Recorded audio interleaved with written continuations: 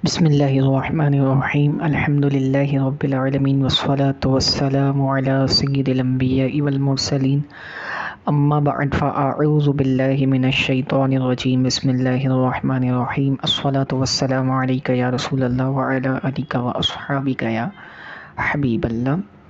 आज हम अल अरबियतु लित्तालिबीन अल मुस्तफ़ी का सफ़ा नंबर 9 पढ़ेंगे। हल आइलतुका कबीरतुन अम सगीरतुन। तर्जमा, क्या आपका ख़ानदान बड़ा है या छोटा। तो इसका जवाब आपने अगले जो कॉलम दिए हुए हैं इसमें ढूंढना है। तो इसका जवाब है आइलती हिया आइलतुन कबीरतुन, मेरा ख़ानदान वो बड़ा ख़ानदान है। मा हुआ अमलु अबी का, आपके वालिद का काम क्या है। तो जवाब बनेगा अबी मुवज़्ज़फ़ुन हुकूमियुन, मेरे वालिद सरकारी मुलाजिम है। इसका जवाब यूँ ही बन सकता है हुआ मुवज़्ज़फ़ुन हुकूमियुन, वो सरकारी मुलाजिम है। अच्छा, तीसरा, कम अखन व उख्तन लका, आपके कितने भाई और कितनी बहनें हैं। तो आपने अगले कॉलम में इसको ढूंढना है, इसका आंसर क्या है। तो इसका आंसर ऊपर है ली अखुन वाहिदुन व उख्तानी, मेरे लिए या मेरा एक भाई और दो बहनें हैं। चौथे का है मा हुआ तसलसुलु का बैना इख्वती का, आपके भाइयों के दरमियान आपका तरतीबवार नंबर कौन सा है। तो इसका जवाब बनेगा अना आखिरुहुम, मैं उनमें आखिर हूँ, मैं उनमें आखिरी हूँ। अगला सवाल बनेगा कम इब्नन लका, आपके कितने बेटे हैं, आपके लिए कितने बेटे हैं। तो आप जवाब देंगे ली अर्बअतु अबना इन, मेरे लिए 4 बेटे हैं। कम इब्नतन लका, आपके लिए कितनी बेटियां हैं। तो आप जवाब देंगे ली सलासु बनातिन, मेरे लिए 3 बेटियां हैं या मेरी 3 बेटियां हैं। हल अंता आज़बु, क्या आप कुंवारे हैं, गैर शादीशुदा हैं। तो आप जवाब देंगे नअम अना आज़बु, जी हाँ मैं गैर शादीशुदा हूँ, मैं कुंवारा हूँ। अगला है हल अबवा का अला क़ैदिल हयाती, क्या आपके वालिदैन ज़िंदगी की कैद पर हैं यानी हयात हैं। तो आप जवाब देंगे नअम हुमा अला क़ैदिल हयाती, जी हाँ वो ज़िंदगी कैद पर हैं यानी वो हयात हैं। अगला है कम फ़र्दन फ़ी उसरती का, आपके ख़ानदान में कितने अफराद हैं। तो आप जवाब देंगे, आप इसका जवाब आएगा तहतवी उसरती अला सित्तती अशख़ासिन, मेरा ख़ानदान मुश्तमिल है 6 अफराद पर। कम फ़र्दन, अगला है कम अखन लका, आपके कितने भाई हैं। तो आप जवाब देंगे ली सलासतु इख्वतिन, मेरे 3 भाई हैं। हल अंता असगरु इख्वती का, क्या आप अपने भाइयों में सबसे छोटे हैं। तो आपका जवाब आ जाएगा ला अना अखबरु इख्वती, नहीं मैं अपने भाइयों में सबसे बड़ा हूँ। अगला आएगा कम उख्तन लका, आपके लिए कितनी बहनें हैं। तो आप जवाब देंगे ली सलासु अखावातिन, मेरी 3 बहनें हैं, मेरे लिए 3 बहनें हैं। पेज नंबर 10 में क्या है, मुरादिफ आपको बयान करना है।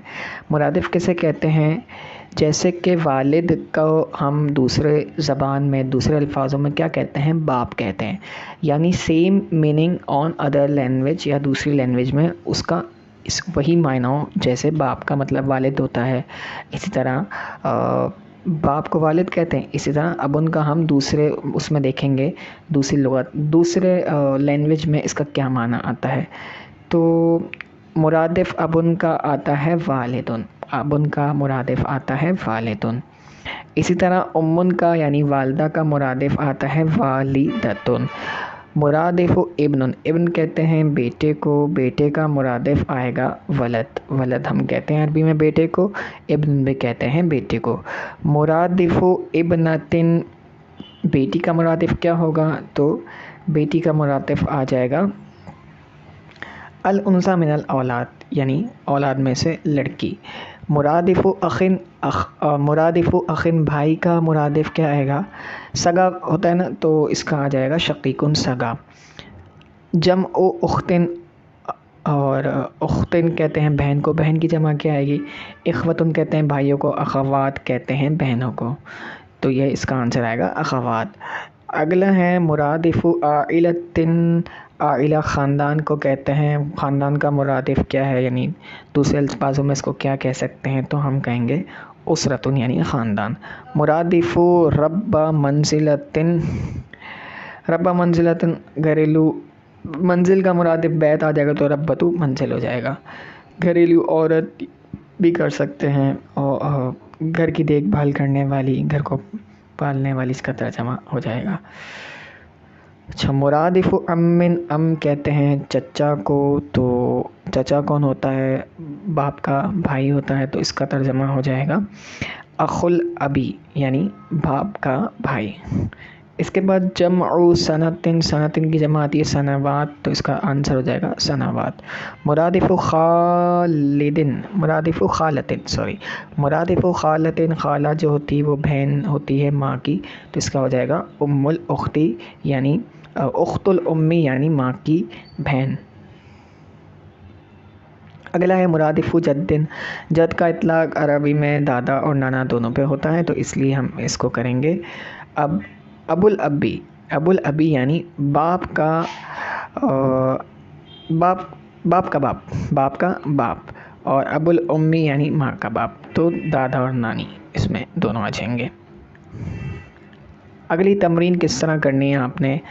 आपके पास ये हल आइलतु का कबीरतुन, क्या आपका ख़ानदान बड़ा है? आपने देखें जो फर्स्ट कॉलम है उसमें आपको एक ज़मीर दी गई है, ये है अंता ज़मीर। अंता ज़मीर के मुताबिक आपने आइलतु का के बाद जो ज़मीर है वो लेके आनी है। चूँकि अंता हाजिर की ज़मीर थी तो इसी वजह से आप यहाँ का लेके आएंगे, और अगर यहाँ पे अंती होता तो आप आइलतु की लेके आते, जैसा कि आप तीसरी मिसाल में देख सकते हैं।